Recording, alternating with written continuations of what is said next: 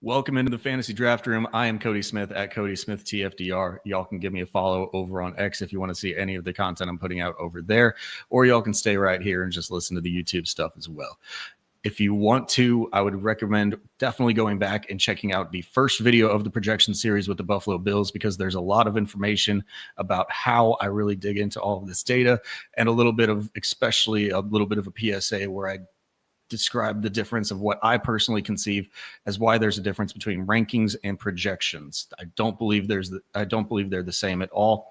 A lot of the numbers are going to bring you to why a player is ranked that way, but variance is going to play into this thing a lot. So if you haven't, go back, watch the beginning of that episode at least, and then come back here.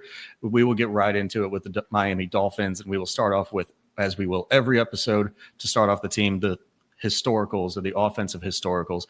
Luckily for this team in the Miami Dolphins, we have 3 years of Mike McDaniel and Frank Smith as the head coach and offensive coordinator combo. And digging into those 6 big statistics here for the team overalls: the 583-year average passing attempts, 431 rushing attempts, 372 of those going to the running back, 115 targets to the running back, 344 targets to the wide receiver, and 92 to the tight end. Obviously, if we're just looking for big drastic swings from the 3-year average to last year's number, the first thing you're going to look at here is going to be the tight end number. 148 targets to the tight end last year, comparatively to those first 2 years in 2022 and 2023, 75 and 52. That's obviously the Jonnu Smith effect, who's no longer there. So we'll probably see that number fall back down pretty drastically. And even at the top, obviously there's a lot of variance in this offense with Tua Tagovailoa going down or missing time over the past couple of years. But we've seen this passing attempt number stay pretty high. We'll see what that comes out to, around that 580 number for Tua Tagovailoa. The rushing attempts have been pretty flat, other than the 2022 season. Whenever you get Devon A-Chain in there, that's going to give you a little bit of a step up, and then the Raheem Mostert effect as well. The targets have been pretty consistent around. Obviously, the passing attack of Devon A-Chain has brought that up. Wide receivers took the massive drop down from the 2023 to the 2024 season. But again, a Jonnu Smith effect is definitely going to have that type of impact on your offense from one year to another. But let's get into the actual projections, and we're going to start at the top. Start off with the passing numbers for Tua Tagovailoa. And if we look at the last 3 years for him on just the attempts, as we're going to start off there: 413 games, 560 and 17 games, and 399 and 11 games. So if you start to get those numbers out to about a 17-game average per, I'm going to still give Tua 17 games. I know some people may not agree with that. Injury prone with the concussions, but because it's really only the concussions, you do have the hip in there as well. But I'm going to say that this is going to be pretty consistent for Tua. I'm not going to say that he's going to play the entire season, but for projections model, I think it's best for us to still act like Tua Tagovailoa is going to be healthy. We'll see whenever we get into the actual season. If you wanted to move any of these players down in the receiving game, I wouldn't fault you for it. But we're going to start off here with 591 attempts. Again, that offensive historical number coming in at an average of 580. Actually, it matches up at 591. Interestingly enough, this is kind of just by happenstance with how I do things. Exactly the number of total passing attempts for the team as last year, 591. So then we're going to look at his completion percentage to get the total completions for the offense. Completion percentage led the league last year, actually, at a 72.9, but that number has risen each of the last 3 years from 64 to 69, nice, to 72. Career average 68.1, and we're going to see that he's coming in at a 68.53. So not leading the league, but probably something closer to that 2023 year. That's going to give us 405 completions on the year through the air for this team. The yardage, it comes out to a weird number of 4,444. Fours all around, I guess. It's kind of like the 6 ranches or whatever, 4 6s. There it is. But we're doing the 4 4s here for Tua Tagovailoa. That's going to be based off that yards per attempt and yards per completion number. Career average has been 7.6 for Tua at the yards per attempt, a 11.2 for the yards per completion. Both of those numbers went down pretty drastically last year, and we'll see if he jumps up to a little bit more of a higher efficiency. I've got him coming in at 7.52 yards per attempt, so a little bit of a jump back up there, and a 10.97 yards per completion, and that's going to be also another increase from last year, not jumping back up to the 2023 numbers whenever he led the league in passing yards. Interesting thing with Tua, he's led the league in yards per attempt, touchdown percentage in 2022. He's led the league in passing yards in 2023, and he's led the league in completion percentage in 2024. If anybody wants to tell you that Tua is just a bad quarterback, I really don't fully agree with it. Obviously, the injury stuff aside. So that's going to give us that 4,444 number. Touchdowns are going to come in at 26 touchdowns on the year for Tua Tagovailoa. His career high was 29 in 2023. Last year was 19, but again, only in 11 games.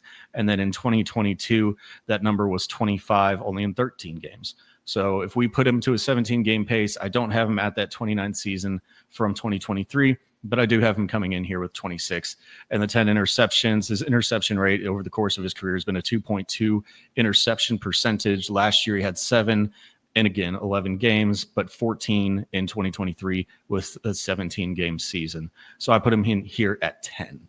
For the rushing, obviously, this is not going to be one of the rushing profile quarterbacks in this game, and that's going to bring him in there at a 31 rushing attempts over the course of a full 17 games. When he last played 17 games, he was at 35. So that feels like just a drop-down number, but a true pocket passing quarterback that we're not going to expect hardly any rushing floor to impact his yardage or his fantasy numbers too much. 86 yards on that at a 2.77 yards per attempt. For his career average, he sat at 2.8. Last year was a 2.9, so I think that that's a very reasonable number here. And then let's see if he's actually had a rushing touchdown. He has not had a rushing touchdown in the last 3 years after starting off his 2020 and 2021 seasons with 3 touchdowns apiece. You put up 3 years of zeros. I'm going to say that we're probably sticking with a 0 for the rushing touchdowns. That's going to bring in Tua Tagovailoa at PPR points per game, ranked number 22 at the quarterback position. Moving on from the quarterback to the running back room, obviously going to be led by Devon Achane here, one of the best running backs in fantasy football. I have him total coming in at points per game, running back number 7 at the running back position, but 178 rushes for 872 yards. If we look back to each of the last 2 seasons, his career high definitely in 2024, but even in 2023, he had 103 attempts on 11 games. In 2024, 17 games, but 203 attempts. I think with you bring in a rookie in Ollie Gordon, Jalen Wright might be taking a little bit of a step forward, and Alexander Mattison also being brought into this room, which, hey, I know Alexander Mattison hasn't been great, but I still do think that you don't want Devon Achane taking those like 20 per game carry loads. And so I brought him down a little bit to 178 from where he was back last year. I just don't think that that's the best way they want to use Achane, and I don't think that's the best way to use Achane. And if I get in the comments that it's Achane, I'm sorry. I went to Texas A&M, and for 4 years or 3 years, whenever he was there, it was pronounced Devon Achane. So I'm just going to keep going with Devon Achane until he personally tells me to my face anything different. I think he just honestly has a little bit of an accent that gets a little bit misconstrued. I'm not sure. Maybe it is Achane, but Achane, chain, whatever. Let's go into it a little bit more. The 178 rushing attempts dropping down, obviously, from that 2024 season at a 4.9 carry yards per attempt pace. Last year was 4.5, obviously a big drop from that 2023 season whenever he was at 7.8, but we bring the efficiency up a little bit. If the offense is fully healthy, I know the offensive line has dealt with its blows as well, but if Tua is healthy the entire time, this looked like a team that just gave up a little bit whenever Tua Tagovailoa wasn't in there and they couldn't do anything.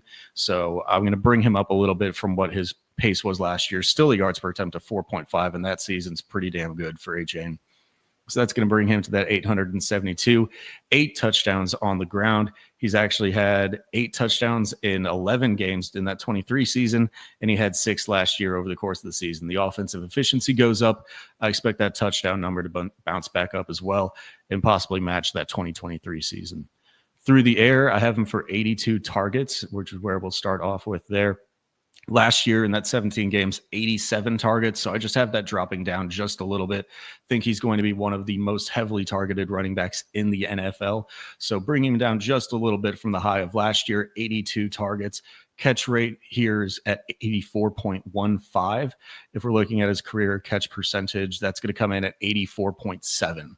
So that's actually just a little bit below the career average that we've seen from Devon Achane over his first 2 years, giving him 69 receptions.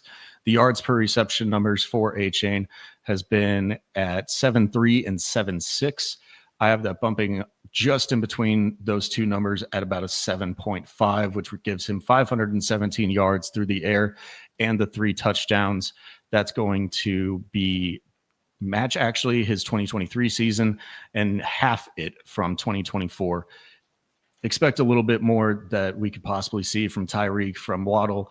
If this offense goes a little bit more into the air, 6 touchdowns through the receiving game from a running back is pretty high, but obviously he's getting targeted on a hell of a lot of those. So it could bounce back up, could stay about that 6 number, but I think I'll settle back down at 3. Jalen Wright's going to be the next leading rusher on the team. And really, if you look at all 3 of these, I have kind of these labeled as like a who knows at this point. Hopefully we get a little bit more once we do kick off with training camps here over the next week or so. I think whenever this is coming out, I think training camp started in 5 days as I'm recording this one. But currently, I'm going to say that Jalen Wright is going to lead the backfield from his rookie season, which really wasn't all that great. Still coming in, it's kind of a 3-split workload. If we see something through training camp, through the preseason games, I'll update these to kind of reflect what I'm seeing and what the order starts to look like. But for right now, I have it as Jalen Wright with 78 carries, Ollie Gordon, the rookie, coming in with 62, and Alexander Mattison still kind of hanging around there and getting his touches as well at 38. Definitely something that could change as we get more information. But with Jalen Wright, let's look at his rookie season from last year. He had 68 carries for 249 yards and no touchdowns, rushing at 3.7 yards per attempt. If we look at that here, I have him bumping up in that 3.7 to a 4.09, and the 78 carries, obviously, just a little bit higher than what he put up in only 15 games played last year, 17-game pace, and just moving on from one year to another. Easily a player. I love Jalen Wright coming out of college. He was like my RB2 or something in scouting whenever we were in the pre-draft process, and I still love him with this team. He just obviously needs to take a pretty big step forward. For the passing work for him, I have him at 14 targets. Last year, he put up 6 targets for 3 receptions, 8 yards, no touchdowns. Really just wasn't really used at all here. But again, as you're looking at these 3, I don't think Ollie Gordon is much of a pass catcher. Alexander Mattison for sure isn't. So I still have Alexander Mattison. Actually, I think he's a little bit better of a pass catcher than I'm remembering off the top of the head here. Still, he's got 15 targets as well. So split between these 2, again, numbers that can easily change as we're looking at the RB2 through RB4 here on this team. But 14 targets, 11 receptions, 74 yards. I won't dig into too much more of these just because they're so low of numbers, and A-Chain's really going to eat all of it, I believe, or most of all of it. Alexander Mattison on his 38 carries, rushing at a 3.5 clip. Course of his career, the last 4 seasons, he's been below a 4.0 yards per attempt guy. Maybe a little bit of an uptick with just being on Miami Dolphins team. I brought him back up from to a 3.5 from a 3.2 that he was rushing at last year. And then Ollie Gordon, 62 carries. Truthfully, with rookie running backs, especially in this range, whenever you're going outside or you're going in day 3, a lot of it is just going to be a little bit of filler and trying to get that rushing attempts number at the RBs up to what I think the offensive historicals can be. Did put him at close to a 4.0 yards per attempt rusher. 241 yards is where that one comes out. And then we kind of move around some of the touchdowns, as we've seen some of the touchdowns be spread around this team before. And I don't think A-Chain, he's been okay on the goal line, but I don't really, if they can find a thumper there, they might want to use the thumper. So split between a little bit of some of these guys where we get the rushing touchdowns for the rest of them. Would obviously love to see it for fantasy, though, if it was just A-Chain eating all of them. 15 targets for Alexander Mattison. If we're looking at his, that's going to be a pretty big tick down. He's had 44 targets in 23, 48 targets in 24, but he was pretty much only man in town almost whenever he was putting up those numbers. So he's going to get some of the receiving work. I cut him down to 15 here, 12 receptions, 97 yards, and a touchdown. Ollie Gordon, 11 for 7, 60 and 0. That'll close out our running backs, though. Let's get into what we know and love with this team, at least whenever they're healthy and their actual offense is doing all right. Hair on my freaking mic. Let's get that out of there and then go into the wide receivers, starting with Tyreek Hill at the top. Obviously, probably the worst season that we have seen from Tyreek in some time. That's actually his first season below 1,000 receiving yards in 2024 since 2019, where he put up 860 yards in only 12 games. So I'm sure that pace easily eclipses probably 1,100 yards if he plays it for a full 17. and he played a full 17 last year, and 959 yards is not what we want to see from Tyreek Hill. I do have him bouncing back pretty well, though, here. 155 targets. That's going to put him, if we're looking at the last couple of years, he's been at 170, 171, and then dropped all the way down to 123 in 2024. A lot of this is obviously going to bump back up, you would think, with Jonnu Smith leaving, and you're going to have to funnel this offense back through Tyreek Hill and Jalen Waddle, where you weren't really having to use them that way last year. The targets are still going to have to be spread around. Hopefully, this isn't a thing that's going to be the downfall of Tyreek Hill, where he's hit the back half of his career. He still looks extremely athletic in everything he does. I don't know if he was just kind of being mopey on the sideline whenever they were just not doing well. I think there's a little bit of that to Tyreek potentially, but we're going to see him come in at that. I kind of middled it in between the 170 targets that we've seen in the past and brought him down about 15 to 155. On the reception percentage for Tyreek Hill, catch percentage for him over the course of his career has been 68.1. Last couple of years, 70, 69, nice, and 65.9 in 2024. Brought that up just a little bit to be back at 66.45 for the catches. Actually, that's going to be another, just right around the number that he was coming in at before. That's going to result with 103 catches, and then the yards per reception will give us the yardage. Looking at that last couple of years again, 14.4, 15.1, all the way down to 11.8 last year. Again, I'm just kind of moving all of these things back up as we hope to see, and I think we will see a better Miami Dolphins offense this year. Brought him back up to a 12.22, so not too drastically up, not where he was at his elite performances in 23 and 22, but a 12.22 still gets him close to 1,250 yards. And then the 9 touchdowns we've seen over the course of his career, 9, 7, 13, 6, brought him back up to a 9 touchdown pace, which feels pretty good for Tyreek Hill, bringing him overall at a points per game wide receiver rank 9. And this is not even a really great season that we would see from Tyreek Hill. You get a little bit of rushing in here that whenever you have over probably like 3 rushes or so, I put it in, but it's not going to really drastically affect anything. It's just kind of, hey, he's done it in the past. We'll give him a little bit of a bump here. But wide receiver 9, love to see that outcome for Tyreek Hill, get that bounce back that I think we, at least those of us who have him in fantasy, definitely want to see, or those that are of us are drafting him high. For Jalen Waddle, we're going to start off with 23 targets for him over the course of the last couple of years. 117, 104 in 14 games, and 83 in 15 games. Again, just bringing him back up because of the loss of Jonnu Smith to this offense. We'll get to the Darren Waller thing whenever we get there. I just don't think that he's going to command anywhere near that much of a target share, or any of the tight ends are going to combine to give him that type of target share. So we bring back Jalen Waddle up to 123. This is actually going to be his career high if he was to produce this in targets.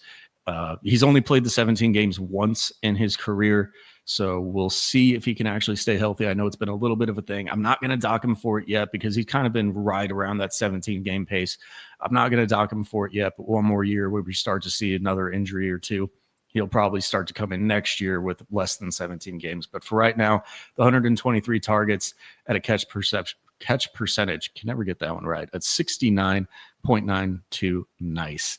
Gives him 86 receptions for the course of the last couple of years, 69.2, 69.9. So that 69 percentage is right in line with what he's done every single year before. Results in an 1,122 yards off of a 13.05 yards per reception. That's going to come in pretty even between this 2023 season and 2024, where he had 14.1 in 23, 12.8 in 2024. So a little bit of a tick back up from the 2024 season to get him above 13, and that's going to result in a total of 7 touchdowns as well. The 7 touchdowns, definitely closer to his 21 in his rookie year and 22 sophomore year seasons where he had 6 and 8. The last 2 years, he's been pretty bad at it, honestly. We need to see more Waddle touchdown dances, honestly. Just for that reason, we need to see more. It's not just for that reason. We can definitely see an increase up here as he only caught 2 last year in the 15 games. Really hope that we can see him in the pay dirt more. Putting him in here at 7, If I wanted to move some stuff around a little bit more, you could definitely give some more to the tight ends. But again, I think this offense is going to funnel through these two as long as they're healthy. You can maybe give one or two to Devon Achane, or maybe move them around with the wide receivers a little bit. But I don't think there's too much you can really do unless you just start taking away touchdowns from Tua Tagovailoa, which you could do definitely as well. Bring in Waddle as the 20th overall wide receiver in fantasy as the projections go for 2025. Malik Washington, I know that they probably want to use him out of the slot. I just don't think that I've seen enough from Malik Washington to really take a step up. I think he will be used out of that role, though. I think they could also move inside with Tyreek Hill or Jalen Waddle. But the third receiver on the Dolphins has almost never been fantasy relevant at all. It's just been funneled through the top two, even whenever they do miss time. So I won't go into him too much, but 31 catches, 21 receptions, 211 yards, and a touchdown. And then I do actually have, in terms of targets, the wide receiver 3 being Nick Westbrook-Ikhine. And I'm coming in with him at 61 targets, 38 catches, 517 yards, and 3 touchdowns. If we look over the past couple of seasons from Nick Westbrook-Ikhine, obviously these are all in a different offense with the Tennessee Titans.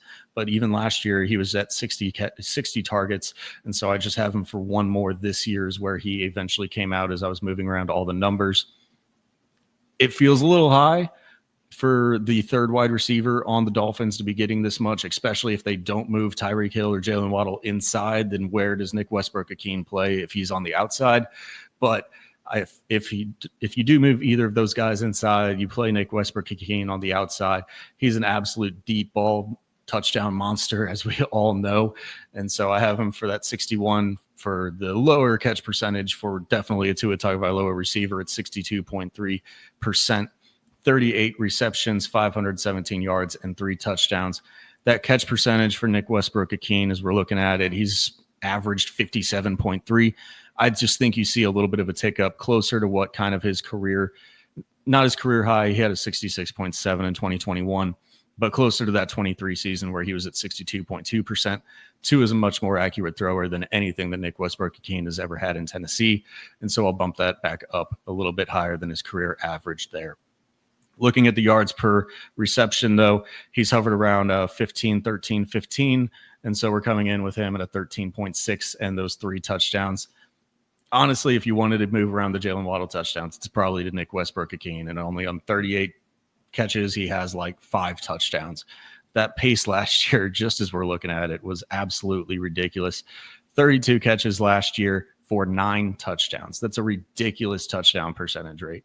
Absolutely wild that he was able to do that last year. But the Tennessee Titans don't have him coming anywhere near the 9 touchdowns, much more closer to the career average of 4 or 3. And so we'll put him in here at 3. The only other wide receiver that I have in here doesn't really matter. Eric Ezukama, D.S. Gridge, Taj Washington. I think this offense just wants to be so consolidated as long as these guys are healthy that I'm not really putting anything into any of these other guys. The tight ends is where we're going to wrap this one up, and this is where we've seen the recent move. Obviously, we talked about the departure of Jonnu Smith and the now addition of Darren Waller coming out of his rap music retirement.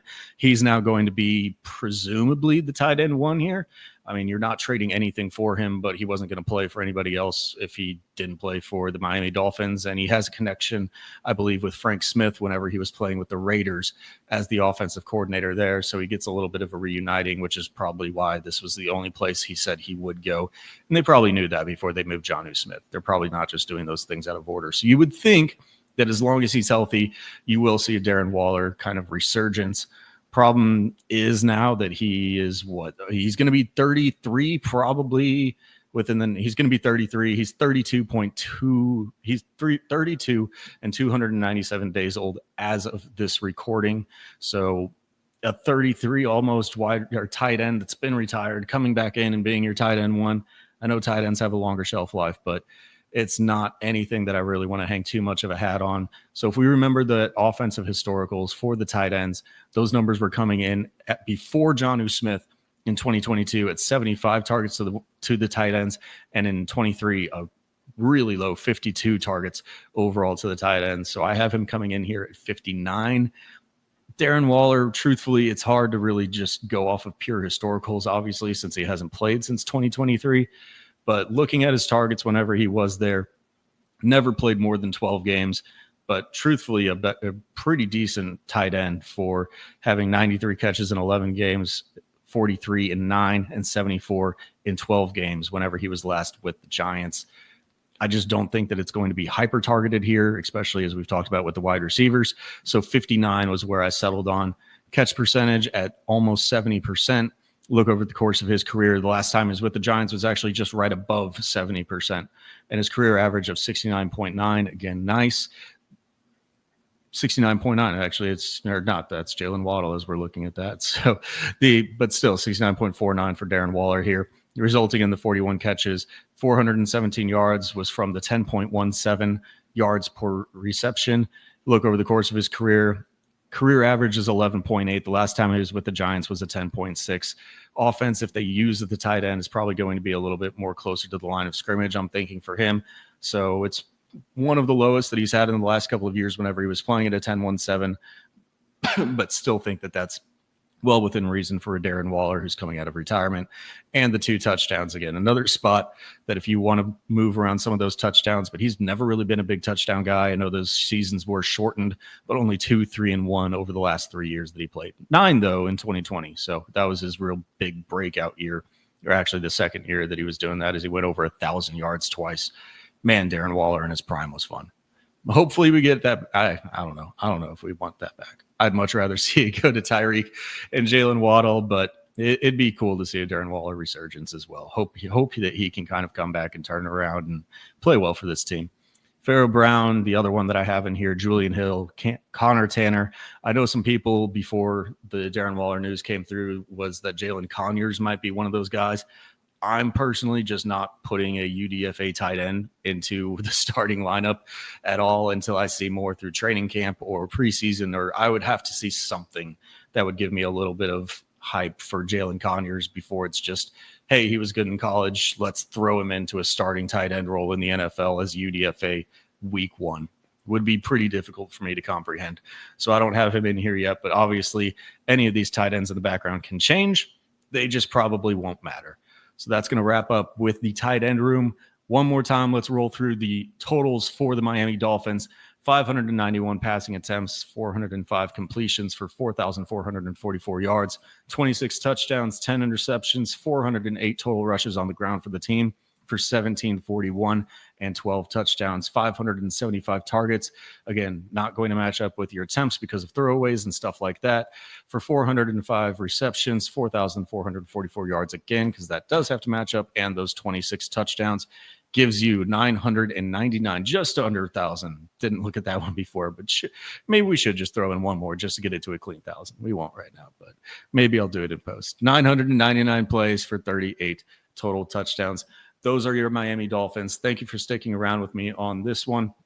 If you want to watch more of these, hopefully these will be dropping every single day as I build up a backlog of them. Still trying to shoot for 32 teams in 32 days, leading us right up to week 1 of the preseason, probably a couple days into it by the time that this drops, whenever we get these all out. But thank you for watching so much, and we will see you on the next video.